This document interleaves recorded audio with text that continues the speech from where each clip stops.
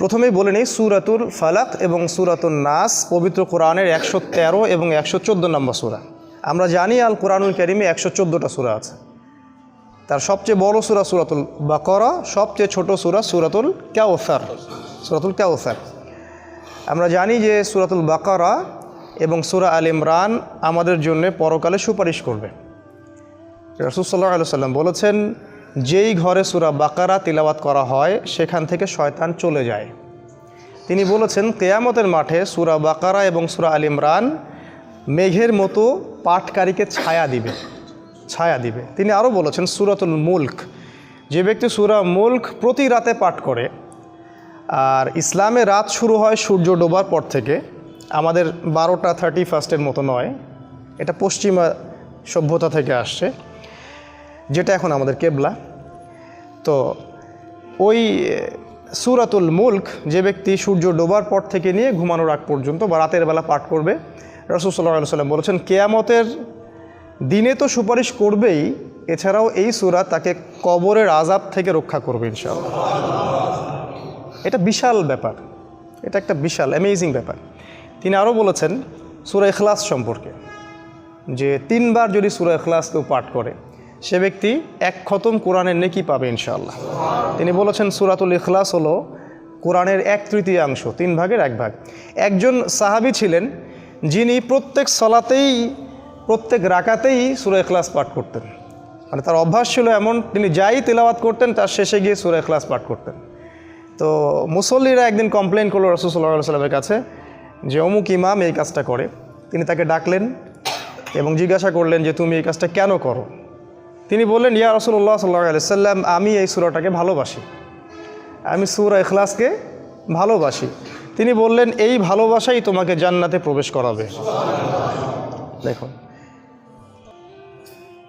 আপনারা আবু হুরায়রা রাদিয়াল্লাহু আনহু ঘটনা জানেন। তাকে রাসূল সাল্লাল্লাহু আলাইহি ওয়াসাল্লাম গনিমতের মাল পাহারা দিতে বলেছিলেন।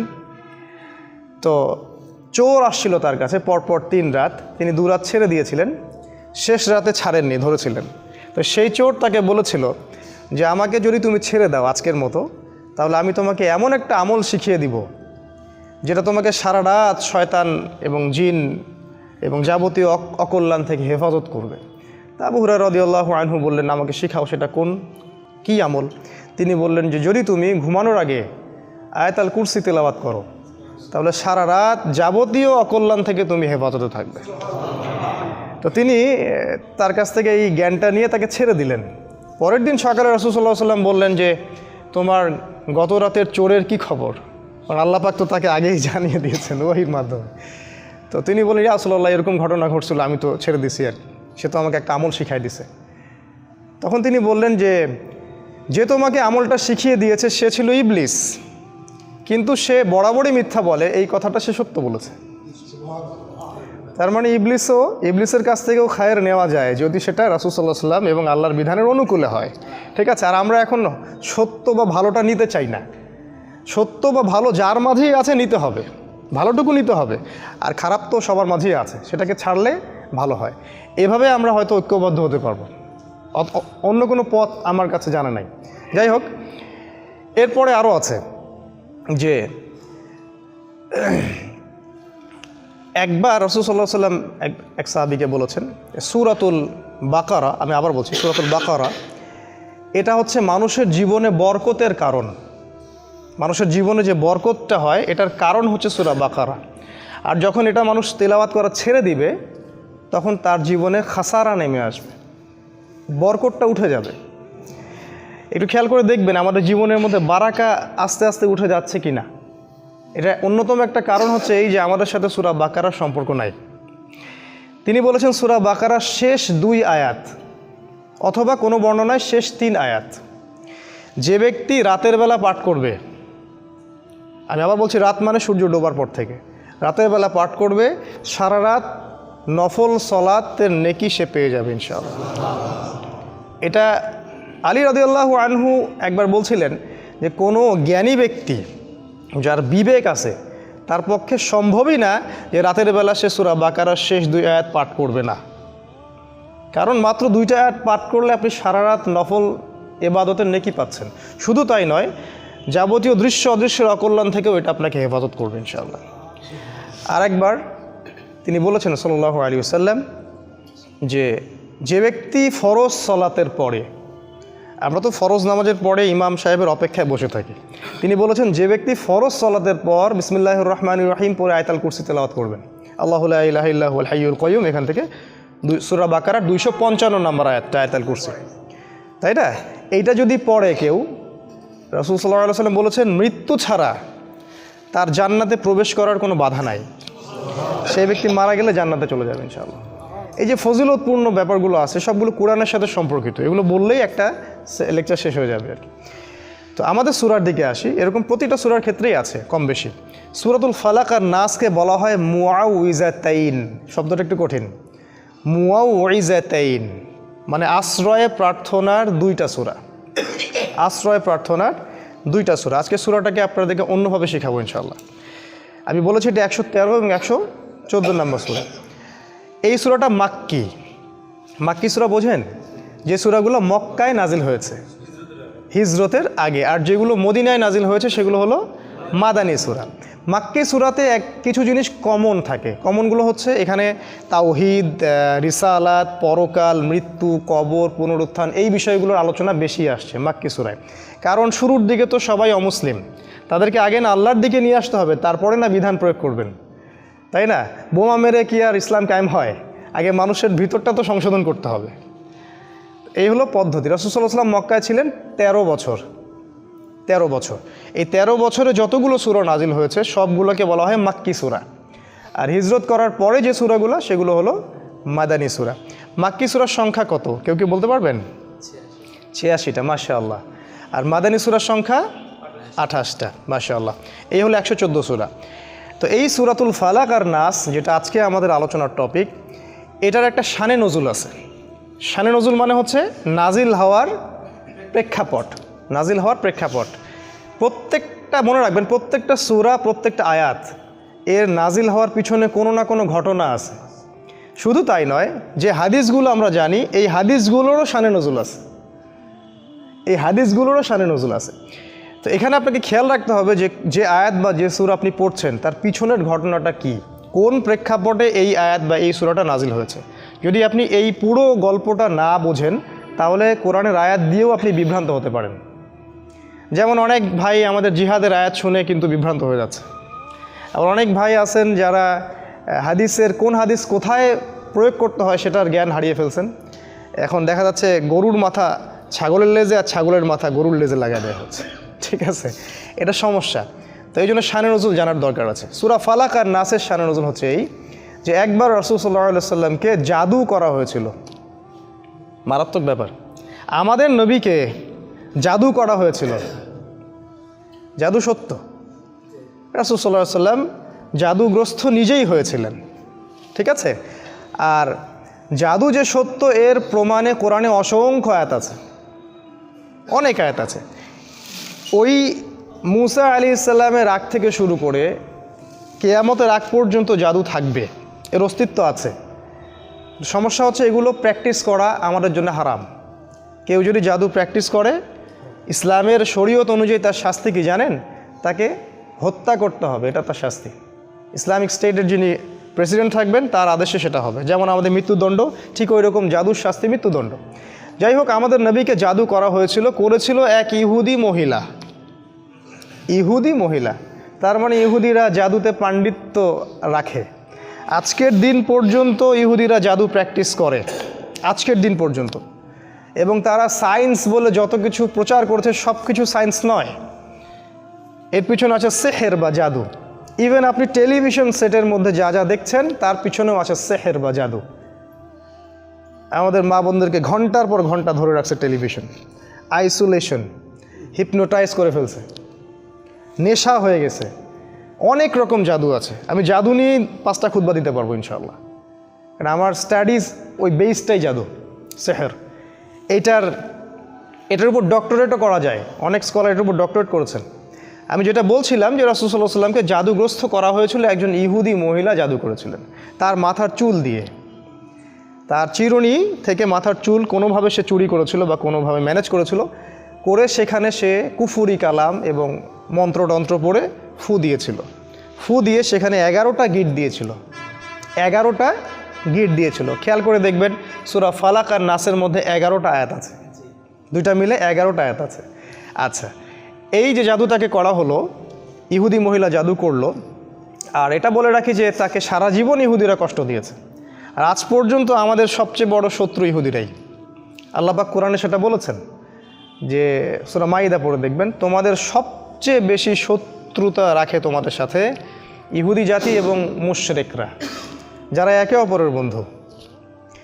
যদি আপনি কোরআন পড়েন তাহলে আপনার কাছে জগৎ স্পষ্ট হয়ে যাবে। কেন নেতানিয়াহু মোদিকে ডাকে তখন আপনি বুঝতে পারবেন। যদি কোরআন আপনার ভিতরে না থাকে আপনি জগৎকে ডিল করতে পারবেন না। তো এই যে 11টা গিট দেওয়া হলো, এতে করে রাসূল সাল্লাল্লাহু আলাইহি ওয়াসাল্লাম অসুস্থ হয়ে যান।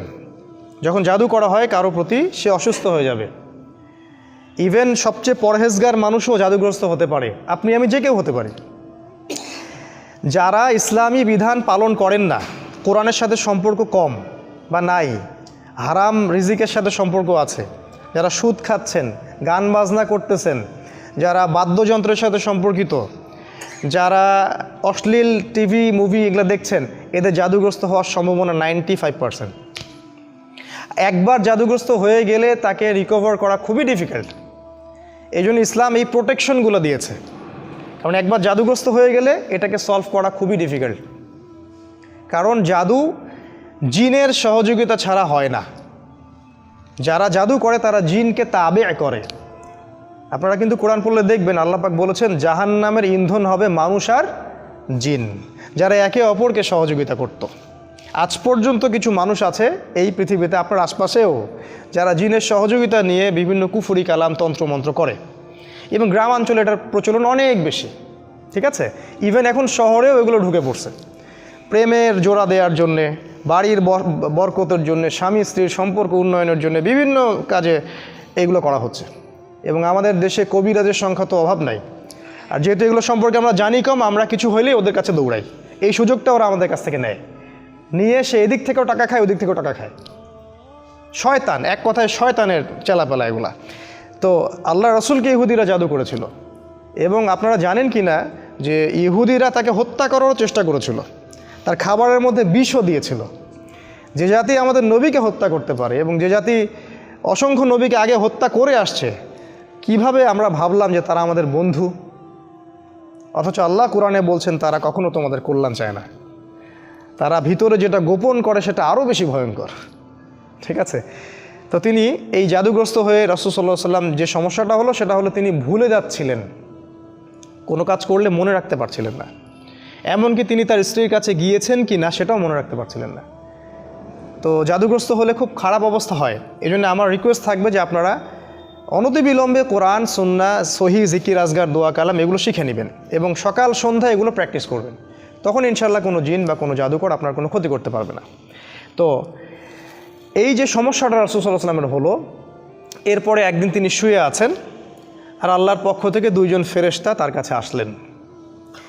এসে তারা একে অপরের সাথে কথোপকথন করছেন, আর এই কথোপকথনটা রাসূলকে জানিয়ে দেওয়া হচ্ছে। একজন ফেরেশতা আরেকজন ফেরেশতাকে বলছেন এই ব্যক্তির কি হয়েছে।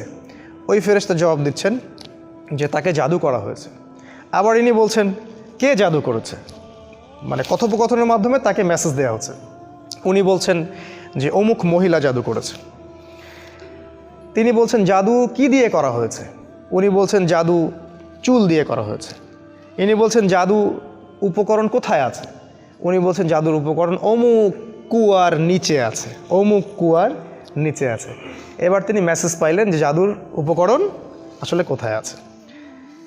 এই মেসেজ তো আর আমরা পাবো না কেউ জাদুগ্রস্ত হয়ে গেলে, তখন জিনকে সামনে হাজির করায় কথা বলতে হয়, তারপরে সে উপকরণ বলে দেয়। এই ট্রিটমেন্টটা খুবই ভয়ঙ্কর, আপনারা যদি দেখে থাকেন তাহলে দেখবেন ভয় পেয়ে যাবেন। যাই হোক, তো রাসূল সাল্লাল্লাহু আলাইহি ওয়াসাল্লামকে মেসেজ দেওয়া হলো যে জাদুর উপকরণ ওই কূপের নিচে আছে। তিনি সকালবেলা উঠলেন এবং উঠে আলী রাদিয়াল্লাহু আনহুকে বললেন, আলী রাদিয়াল্লাহু আনহুকে, যে আলী ওই কূপের নিচে জাদুর উপকরণ আছে, ওকে ধ্বংস করে আসুন। এই একমাত্র সাহাবী যার জীবনী পড়লে আমাদের ঈর্ষা হয়। শুরু থেকে যখন তার বয়স 6-7 তখন থেকে ইসলামের পাশে তিনি দাঁড়িয়ে আছেন। আর এই সাহাবীকেও মানুষ হত্যা করেছে, আলী রাদিয়াল্লাহু আনহুকেও মানুষ হত্যা করেছে, এবং যে হত্যা করেছে সে বলেছিল যে আল্লাহর শুকরিয়া যে আল্লাহ আমার হাতে সবচেয়ে নিকৃষ্ট মানুষকে হত্যা করালেন।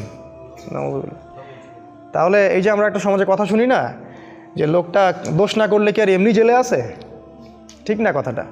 ভালো মানুষকেই এইভাবে মরতে হয়েছে, শুধু তাকে নয়, উসমান রাদিয়াল্লাহু আনহুকে শাহাদাত বরণ করতে হয়েছে, ইভেন আমাদের রসুলকে বিষ প্রয়োগ করা হয়েছে, অনেক নবীকে হত্যা করা হয়েছে। যাই হোক, তার জীবনীটা পড়লে দেখবেন যে তিনি শুরু থেকে ইসলামের পাশে একদম পাথরের মতো, পাহাড়ের মতো। তো উনি গেলেন, গিয়ে ওই উপকরণটাকে ধ্বংস করলেন এবং রাসূল সাল্লাল্লাহু আলাইহি ওয়াসাল্লাম কাছে এসে অনুমতি চাচ্ছেন যে ইয়া রাসূলুল্লাহ, আমাকে অনুমতি দেন, যে আপনাকে জাদু করেছে ওকে আমরা গর্দান উড়িয়ে দিব। এবং সাথে উমর রাদিয়াল্লাহু আনহু ছিলেন, কারণ তো বিশাল অপরাধ। ইসলামিক স্টেটের যিনি ডিপার্টমেন্ট অফ প্রেসিডেন্ট, তাকে আপনি জাদু করেছেন। এখন তো ইসলামিক স্টেটের বা একটা দেশের কাউকে যদি সামান্য একটা ওয়ার্ডও বলা হয় তাহলে তো তার অবস্থা খারাপ, আর সেটা তো বিশাল ব্যাপার। কিন্তু আমাদের নবী মুহাম্মদ সাল্লাল্লাহু আলাইহি ওয়াসাল্লাম ছিলেন মানবতার মুক্তির দূত।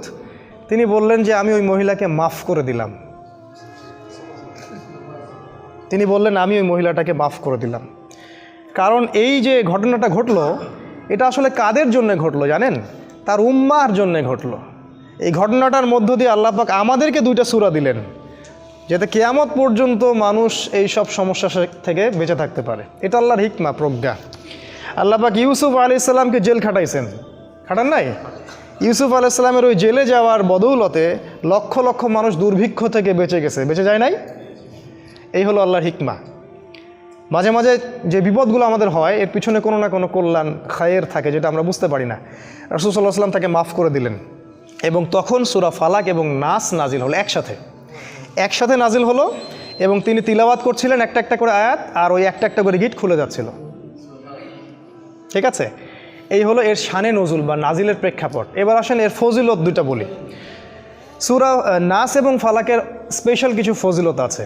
যেমন একটা হলো, যে ব্যক্তি, একটু মনোযোগ দিয়ে শুনবেন, যে ব্যক্তি সূরা ফালাক, সূরা নাস এবং সূরা ইখলাস, এই 3টা সূরা সকালে এবং সন্ধ্যায় 3বার করে পড়বে, যদি সকালে পড়ে সন্ধ্যা পর্যন্ত যাবতীয় হঠাৎ বিপদ থেকে বেঁচে থাকবে। হঠাৎ বিপদ, ধাপাস করে কোনো বিপদে পড়বে না ইনশাআল্লাহ। আপনি খেয়াল করে দেখবেন, সব পরিবারে যাচ্ছে মাইক্রো নিয়ে বিয়ে খাইতে, স্পট ডেট, তাই না? হঠাৎ করে দেখবেন সকালে ঠিক মতো আসছে, হঠাৎ স্ট্রোক নাই। হঠাৎ বিপদ ইনশাল্লাহ সে পড়বে না। যে ব্যক্তি সকালে 3বার করে সূরা ফালাক, সূরা নাস, সূরা ইখলাস পড়বে। আর বিশ্বাস করেন, এই কাজগুলো আমাদের চাচাদের বয়সী যারা আছেন ওনাদেরকে শিখাতে হয় না, আমাদেরকেই শিখাতে হয়, তাদেরকে শিখাতে হয় না, তারা এগুলো আগেই থেকে জানেন। আবার যে ব্যক্তি সন্ধ্যাবেলা সূরা ফালাক, সূরা নাস এবং ইখলাস 3বার করে পড়বে, সারা রাত যাবতীয় ক্ষতি থেকে সে বেঁচে থাকবে ইনশাআল্লাহ। এই হলো একটা বড় ফজিলত। তাহলে আমরা ইনশাআল্লাহ আজকে থেকে, বরং এখন থেকেই 3বার করে সূরা ফালাক, নাস, ইখলাস প্রতিদিন পড়ার অভ্যাস করবো ইনশাআল্লাহ। এটা একটা আমল। দ্বিতীয় একটা ফজিলত হচ্ছে, ঘুমানোর পূর্বে যখন বিছানায় যাবেন, অনেকগুলো সুন্নাহ আছে। বিছানা ঝেড়ে নিতে হবে, লাইটস অফ করা, প্রয়োজনে পারলে উজু করবেন, আয়াতুল কুরসি পড়বেন, তাসবিহ তাহলিল করবেন, পারলে সূরা মুলক পড়বেন। যদি কিছুই করতে না পারেন, কমপক্ষে সূরা ফালাক, সূরা নাস আর সূরা ইখলাস 3বার করে পড়বেন। সিস্টেমটা আমি দেখাই দিচ্ছি, যে প্রথমে হাত সামনে নিয়ে বিসমিল্লাহির রহমানির রহিম পড়ে সূরাতুল ইখলাস, আবার বিসমিল্লাহ বলে সূরাতুল ফালাক, আবার বিসমিল্লাহ বলে সূরাতুল নাস, একবার করে পড়লেন, পড়ে এভাবে ফু দিবেন, দিয়ে মাথা থেকে নিয়ে যতদূর পর্যন্ত পারেন এভাবে মাসেহ করবেন একবার, তারপরে আবার একবার, তারপরে আবার একবার, মোট 3বার। কেন এটা আমি এখন এসে বুঝতে পারছি, কেন 3বার, স্টুডেন্ট লাইফে বুঝতে পারি নাই। আসলে কোরআন এবং সুন্নাহর এত জ্ঞানের সমুদ্র, যেখানে আমরা হাবুডুবু খাচ্ছি, আসলে কোনো কুলকিনারাও খুঁজে পাচ্ছি না যে আসলে কি সলিউশন দিব। তাই যতই জানি ততই মনে হয় যে আমি কিছুই জানি না। একটা হাদিস সেদিন আমরা জানলাম, সেটা হলো যখন মানুষ ঘুমায় তখন শয়তান চলে আসে কাছে, মানে সবার সাথে একটা করে শয়তান আছে, ওই শয়তান চলে আসে, ওর নাম হচ্ছে কারিন, যেটা কোরআনে আছে। সে এসে এই যে আমাদের গর্দান আছে, এই গর্দানের মধ্যে 3টা গিট দেয়, এবং প্রতিটা গিটের সাথে সে বলে, তোমার সামনে দীর্ঘ রাত, তুমি ঘুমাও, তোমার সামনে দীর্ঘ রাত, তুমি ঘুমাও, তোমার সামনে দীর্ঘ রাত, তুমি ঘুমাও, আরামে ঘুমাও। রাসূল সাল্লাল্লাহু আলাইহি ওয়াসাল্লাম বলছেন, যখন বান্দা যদি ফজরের আজান শুনে উঠে যায় তাহলে একটা গিট খুলে যায়, যদি সে ওযু করে তাহলে আরও একটা গিট খুলে যায়, আর যদি সে জামায়াতে এসে সলাত আদায় করে তাহলে 3টা গিটই খুলে যায়। আর যদি এই 3টা কাজ আমরা না করি, সকাল 8টা 9টা 10টায় উঠি, তাহলে 3টা গিট নিয়েই সকাল করবে সে। তাহলে চিন্তা করেন তার সারাদিনটা কেমন যাবে। আর হয়তো এই কারণেই রাসূল সাল্লাল্লাহু আলাইহি ওয়াসাল্লাম 3বার করে মাসাহ করেছেন, যাতে করে শয়তানের প্রভাবটা কম হয়। এটা একটা রিজন, এটা একটা ফজিলত। আর আমি যেই কথাগুলো বলছি, এই যে ফু দিয়ে মাসাহ করা, আবার গিটের কথা, আমাদের মডার্ন সো কল্ড এই যে ওয়েস্টার্ন সিভিলাইজেশন এবং সায়েন্স এগুলোকে অস্বীকার করে, এবং এই কথাগুলো আমাদের স্কুল কলেজের প্রফেসররা শুনলে হাসবে। আপনারা ডিসাইড করবেন যে আপনারা কোরআনকে ফলো করবেন নাকি ওয়ান আইট পিপলদেরকে ফলো করবেন। তবে হ্যাঁ এটাও বলি, যদি আজকে বা আগামীকাল আমরা দেখি যে ডিসকভারি চ্যানেল বা ন্যাশনাল জিওগ্রাফি তারা বলছে যে আমরা নতুন একটা তথ্য পাইছি, কী সেই তথ্য?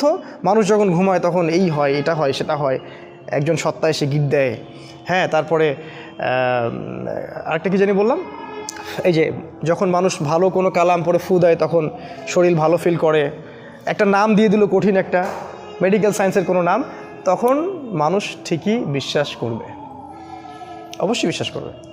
কিন্তু এখন এটা মানুষ অনেকেই বিশ্বাস করে না। এটাকে বলা হয় তাদের ইবাদত করা। মানে তারা যদি বলে যে অমুক গ্যালাক্সির দূরে একটা গ্রহের সন্ধান পাওয়া গেছে, যে গ্রহটা হীরা দিয়ে তৈরি, যেখানে সোনার গাছ আছে, হ্যাঁ, সেখানে অন্য গ্রহের কিছু প্রাণী আছে, সবাই এক বাক্যে বিশ্বাস করবে। আমি চ্যালেঞ্জ করলাম, এক বাক্যে বিশ্বাস করবে পরের দিন। কিন্তু আল্লাহ কোরআনে বলছেন যে অমুক জান্নাত রেডি রাখছে, যেটা হীরা দিয়ে তৈরি, সোনা দিয়ে তৈরি, এখানে এটা আছে সেটা আছে। এরা বলবে এটা তো অলিক গাল গল্প বলতেছে, এটা তো ব্যাকডেটেড কোরআন, আনসিভিলাইজড পিপলদের কাজ। তো এতে ধোকায় পড়বেন না, এটা দাজ্জাল, যেটা আপনাদেরকে ওয়ান আইড বানাচ্ছে, এক চোখা বানাচ্ছে। তাদের দৌড় এখন পর্যন্ত ওই পর্যন্ত যায়নি যেটা আল্লাহ রাব্বুল আলামিন 1400 বছর আগেই নাজিল করেছেন। এই ইয়াকিনটা না থাকলে ঈমান শেক করবে। তারপর এই হলো আপনার ফজিলত, কয়েকটা বলো। আরেকটা ফজিলত হচ্ছে এই যে আমরা ফরজ সালাত পড়ি, প্রত্যেক ফরজ সালাতের পরে রাসূল সাল্লাল্লাহু আলাইহি ওয়াসাল্লাম একবার করে সূরা ফালাক, সূরা নাস এবং ইখলাস পড়তেন। এটা একটা। এই কাজগুলো করলে যেটা হবে সেটা হলো এই, যদি সূরা ফালাক, নাস, ইখলাস আপনি শোয়ার সময় পড়েন, সকালে সন্ধ্যায় পড়েন, আর এই যে প্রত্যেক ফরজ সালাতের পরে পড়েন, আপনি অনেকগুলো বেনিফিট পাবেন। সেগুলো কি? 1 নাম্বার হচ্ছে আপনি দৃশ্য অদৃশ্যের অনেক বিপদ আপদ থেকে বেঁচে থাকবেন। 2 নাম্বার হচ্ছে আপনি হঠাৎ করে বিপদে পড়বেন না। 3 নাম্বার হচ্ছে এই কোরআন আপনার জন্য পরকালে সুপারিশ করবে, এটা সবচেয়ে বড়, কারণ কোরআনের সাথে আপনার সম্পর্ক আছে, এ আপনাকে পরকালে সুপারিশ করবে। তাছাড়া চোখ লাগা থেকে আপনি বেঁচে থাকবেন, বদ নজর থেকে বেঁচে থাকবেন। এগুলোর প্রত্যেকটার অস্তিত্ব ইসলাম অস্বীকার করেনি, প্রত্যেকটাই স্বীকার করেছে। রাসূল সাল্লাল্লাহু আলাইহি ওয়াসাল্লাম বলেছেন ইন্নাল আইনাল হক, মানুষের বদ নজর সত্য। আপনার ছেলের স্বাস্থ্য খুব ভালো, এক জায়গায় নিয়ে গেলেন, মানুষ দেখলো বাহ আপনার ছেলে তো অনেক সুস্বাস্থ্যের অধিকারী, দেখবেন পরের দিন অসুস্থ হয়ে গেছে। ব্যবসা করতেছেন খুব সুন্দর, অনেকে আসতেছে, বাহ ভাই ভালোই তো ব্যবসা খাড়া করছেন, দেখলেন কলাপস করে গেল। চোখের বদ নজর সত্য। এর দলিল সূরা কাহফের মধ্যে আছে, যদি কারো কিছু ভালো লাগে তখন বলতে হবে মাশাআল্লাহ, খুব সুন্দর, সুবহানাল্লাহ, চমৎকার, আলহামদুলিল্লাহ, আল্লাহ পাক দিয়েছেন। এই কথাগুলো প্র্যাকটিস করবেন, এই সংস্কৃতিগুলো আপনাকে চোখ লাগা থেকে বাঁচাবে। এগুলো তো আমাদের স্কুল কলেজ বিশ্ববিদ্যালয়ে শেখানো হয় না। চোখ লাগাবার কী জিনিস? ওরা বলবে এটা ব্যাকডেটেড মানুষের কাজ, এটা কুসংস্কার, এটা হচ্ছে গোড়া মুসলিমদের কথা। তো রাস্তায় যে মেয়েরা ঘোরে এরা চোখ লাগা, এদের পিছনে চোখ লাগছে মানুষের। আর একবার চোখ লাগলে খুব সমস্যা আছে। একবার একজন সাহাবী গোসল করছিলেন, আর একজন সাহাবী তাকে দেখে বলছেন যে বাহ তোমার স্কিনটা তো অনেক সুন্দর, একদম মনে হচ্ছে যে কুমারী মেয়ের মতো স্কিন। সাথে সাথে ওই সাহাবী ওখানে বেহুশ হয়ে পড়ে গেলেন, একদম সাথে সাথে। এটা বুখারীর হাদিস। রাসূল সাল্লাল্লাহু আলাইহি ওয়াসাল্লাম ওই সাহাবীকে ডাকলেন, ডেকে বললেন যে তুমি কি তোমার ভাইকে মারতে চাও? তিনি বললেন আমি আবার কখন মারতে চাইলাম, আমি তো বললাম যে তার স্কিনটা অনেক সুন্দর, সে তো সুন্দর, আমি তো প্রশংসা করলাম।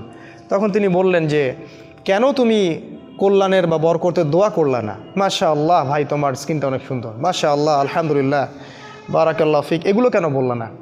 তখন ওই সাহাবীকে গোসল দেয়া হলো, এবং ওই গোসলের পানি দিয়ে এই সাহাবীকে গোসল দেয়া হলো, তারপরে ইনি সুস্থ হলেন।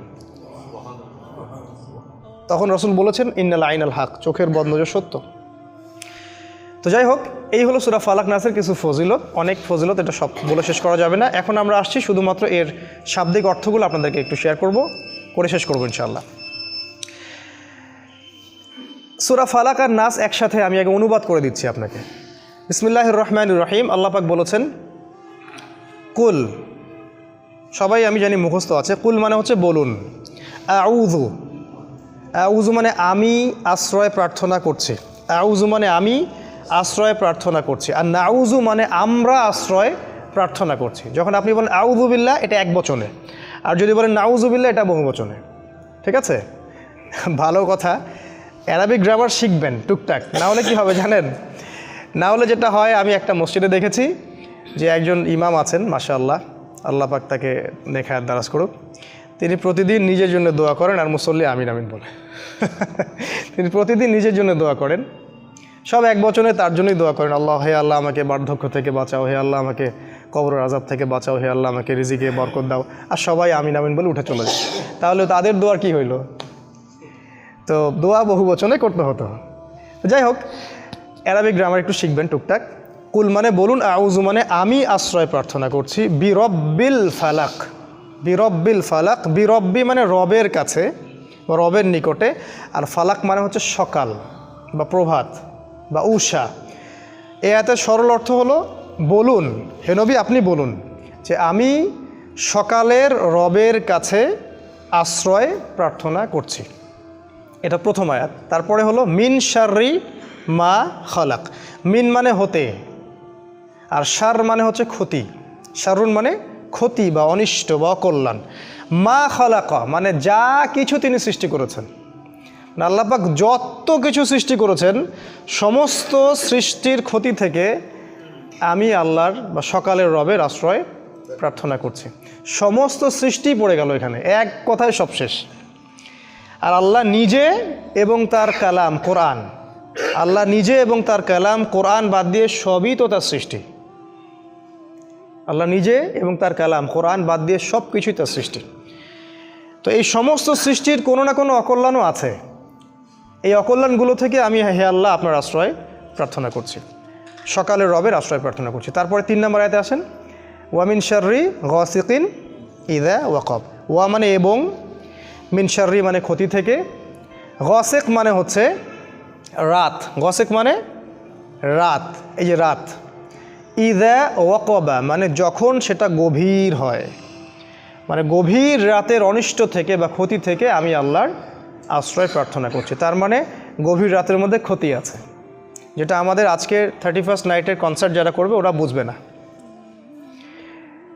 তো এই হলো 3 নম্বর আয়াত। 4 নম্বর আয়াত আসেন, তারপর কি ওয়ামিন শাররিন নাফাসাতি ফিল উকদ। এটা ডেঞ্জারাস আয়াত। ওয়া মানে এবং, মিন শাররি মানে ক্ষতি থেকে। এই যে নাফাসাত, এই শব্দের অর্থ হচ্ছে জাদু করিনি মহিলারা। যত মহিলারা জাদু করে, আর জাদুর সাথে মহিলার সম্পর্ক আমি বললাম শুরুতে, জাদুর সাথে ম্যাক্সিমাম সময় মহিলাদের সম্পর্ক থাকে। বেশিরভাগ মহিলারাই জাদু করে, সাধারণত জাদু চর্চা করে, প্র্যাকটিস করে। এইসব মহিলাদের জাদু থেকে বা জাদু করিনি মহিলাদের থেকে ফিল উকদ। উকদ মানে হলো যে গিট, আমি যে বললাম গিটের মধ্যে ফু দিয়ে রাসূলকে জাদু করেছিল, ওই গিটে ফু দেয়া জাদু করিনি মহিলাদের ক্ষতি থেকে আল্লাহর আশ্রয় প্রার্থনা করছে।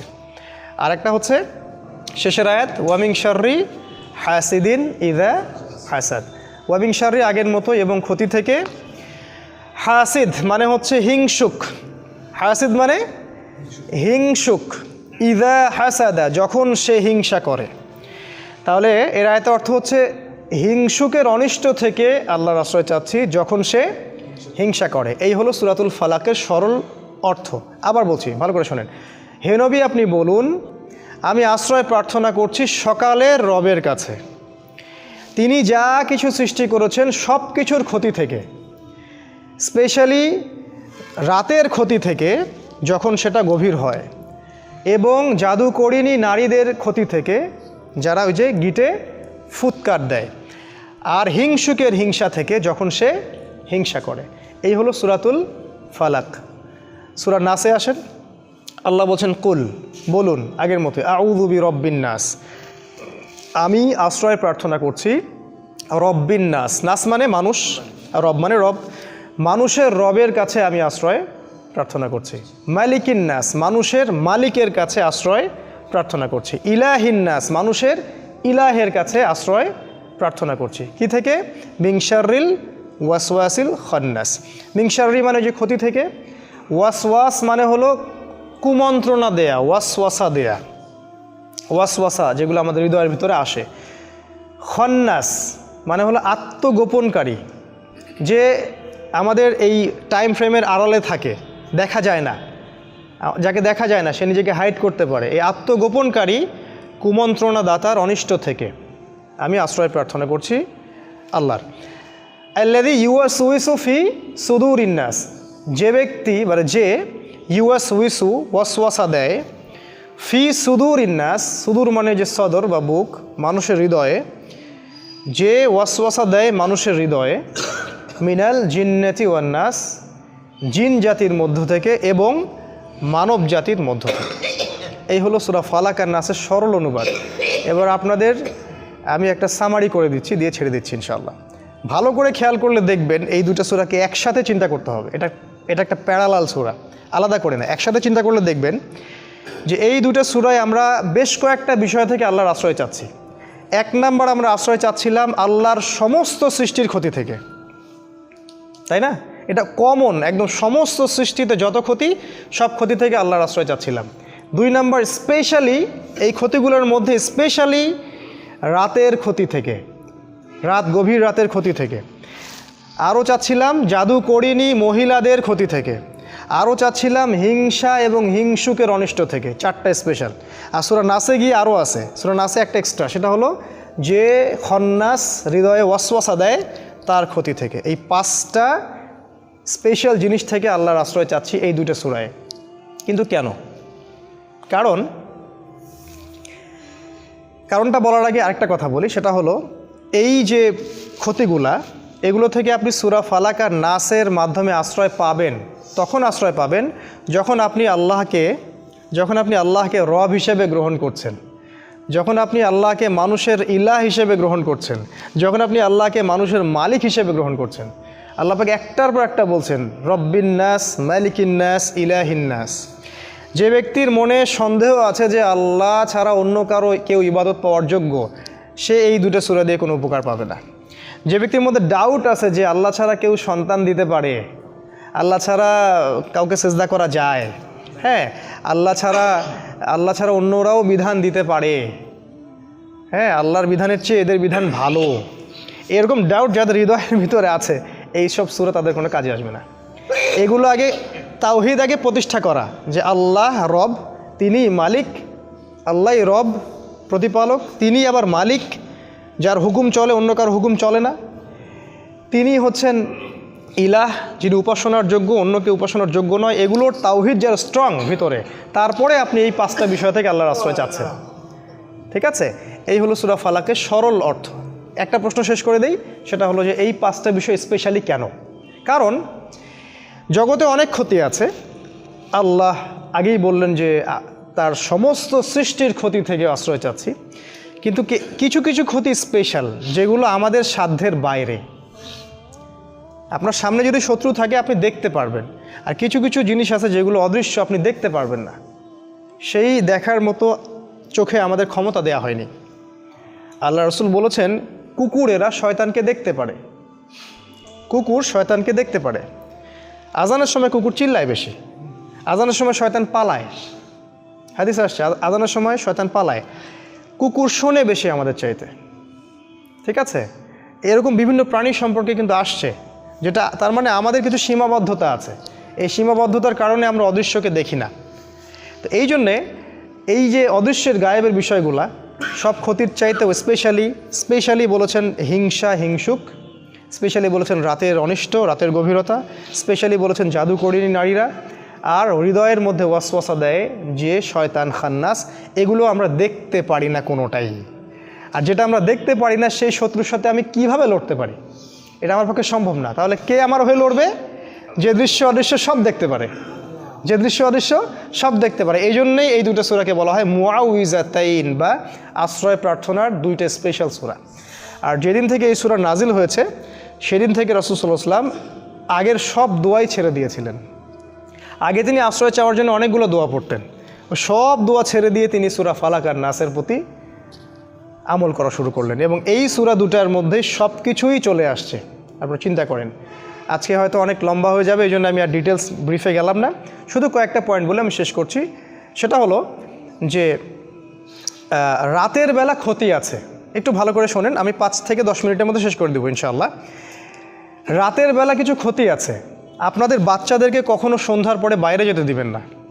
রাসূল বলেছেন সন্ধ্যার সময় বাচ্চাদেরকে ঘরের ভিতরে রাখবে, কারণ সন্ধ্যায় সময়ে জিন জাতি বের হয় যাদেরকে তোমরা দেখো না, এবং তারা আমাদের কখনো কল্যাণ চায় না। বেশিরভাগ জিনই দুষ্ট প্রকৃতির, তারা কিন্তু চ্যালেঞ্জ করছে আল্লাহকে যে এদেরকে আমি জাহান্নামে নিয়ে যাবই। একটা বার যদি জিন কাউকে আক্রমণ করে ফেলে তাহলে তাকে সলভ করা অনেক ডিফিকাল্ট আছে। আমি বারবার বলছি, তো সন্ধ্যাবেলায় খেয়াল রাখবেন বাচ্চারা যেন বাইরে না যায়।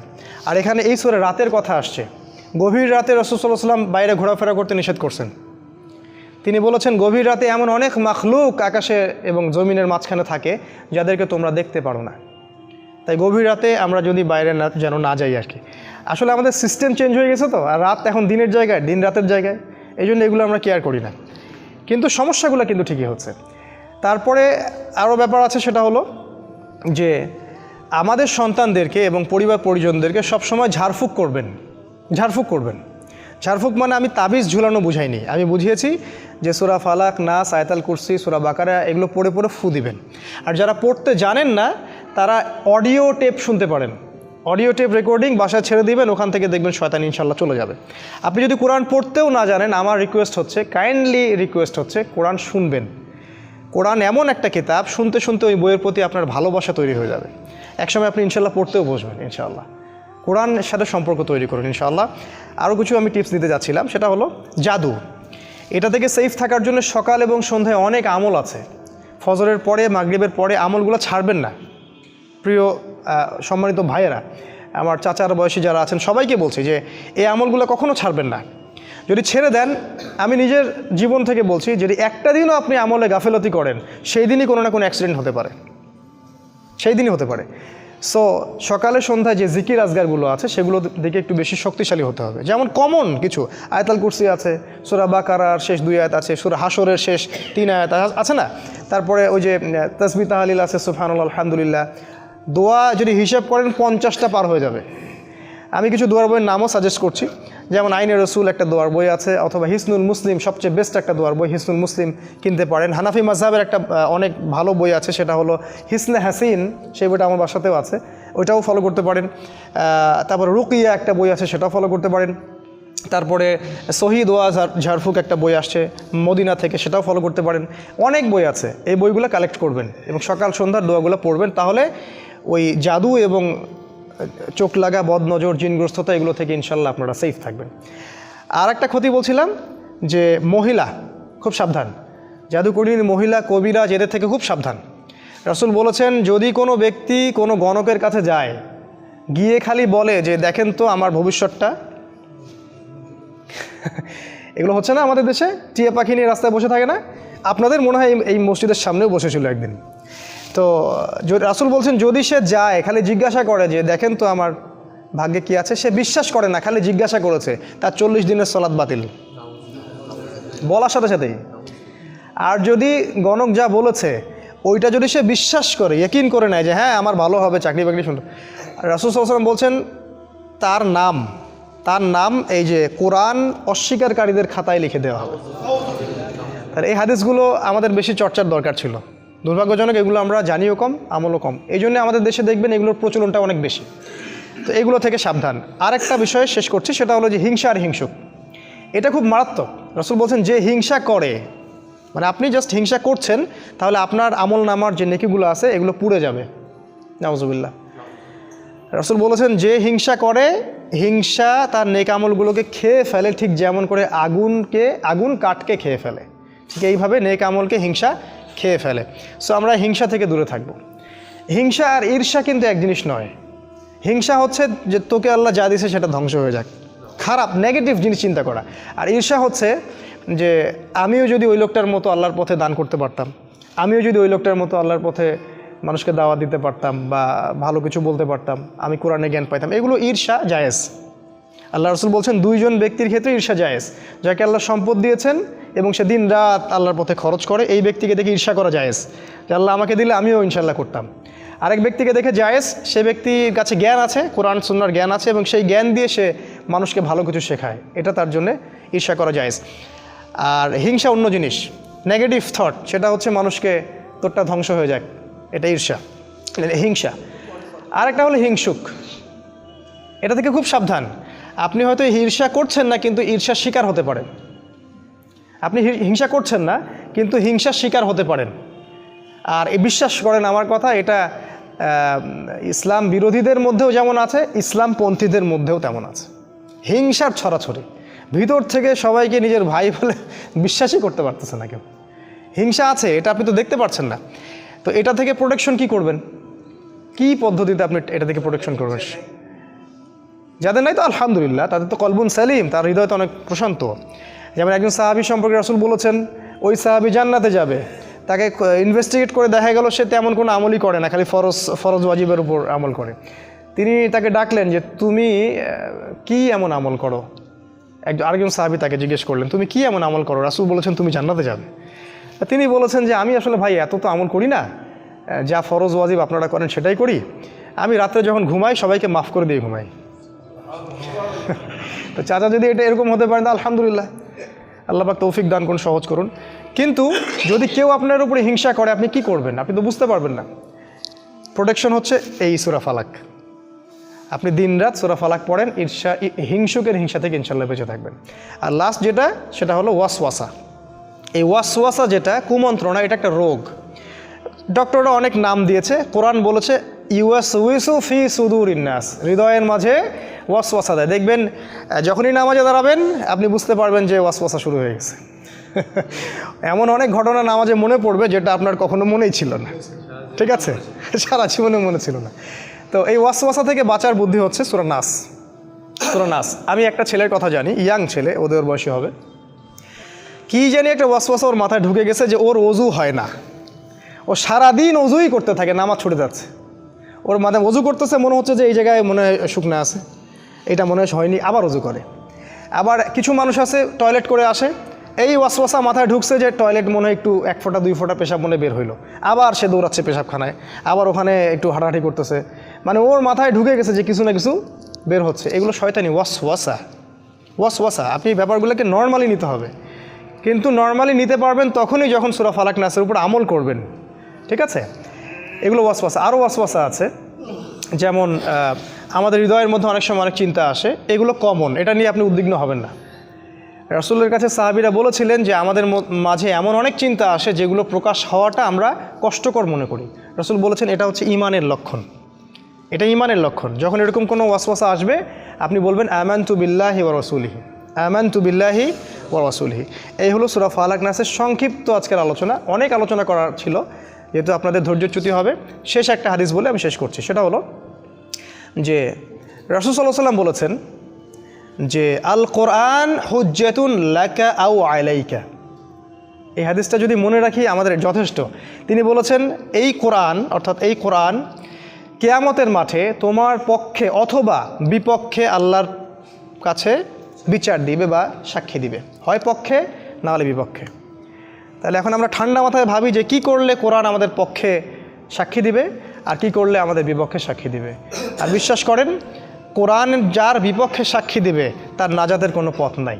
আরেকটা হাদিস রাসূল সাল্লাল্লাহু আলাইহি ওয়াসাল্লাম বলেছেন ইন্নাল্লাহা ইয়ারফাউ বিহাদাল কিতাবি আকওয়ামান, আল্লাহ পাক বহু সম্প্রদায়কে এই বইয়ের দ্বারাই উন্নত করেন, মর্যাদামণ্ডিত করেন।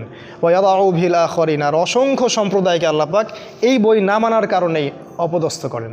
আল্লাহ পাক আমাদের সবাইকে কোরআনের কাছে ফিরে আসার তৌফিক দান করুন, আমাদেরকে এই ধারাবাহিকভাবে কোরআন শেখার আল্লাহ পাক তৌফিক দান করুন। আল্লাহ পাক কোরআনের মাধ্যমে আমাদের হায়াতের রিজিকে বারাকা দান করুন, আমাদেরকে দৃশ্য অদৃশ্যের সমস্ত বিপদ আপদ থেকে আল্লাহ পাক বাঁচিয়ে রাখুন। আমাদের বাচ্চা এবং নেক্সট প্রজন্মদেরকে আমরা যেন কোরআনের আলোয় আলোকিত করতে পারি এবং ওদেরকে শেখাতে পারি, সেই তৌফিক আল্লাহ পাক দান করুন। নিয়মিত কোরআন তেলাওয়াতের তৌফিক দান করুন এবং আল্লাহ পাক আমাদের হালাল রুজিকের পথ করে দিন। সূরা ফালাক এবং নাসের উপর আমল করার তৌফিক আল্লাহ পাক দান করুন। সবাই একটু দোয়া পড়ি। সুবহানাকা আল্লাহুম্মা ওয়া বিহামদিকা নাশহাদু আল্লা ইলাহা ইল্লা আনতা নাস্তাগফিরুকা ওয়া নাতুবু ইলাইক। আসসালামু আলাইকুম ওয়া রাহমাতুল্লাহ।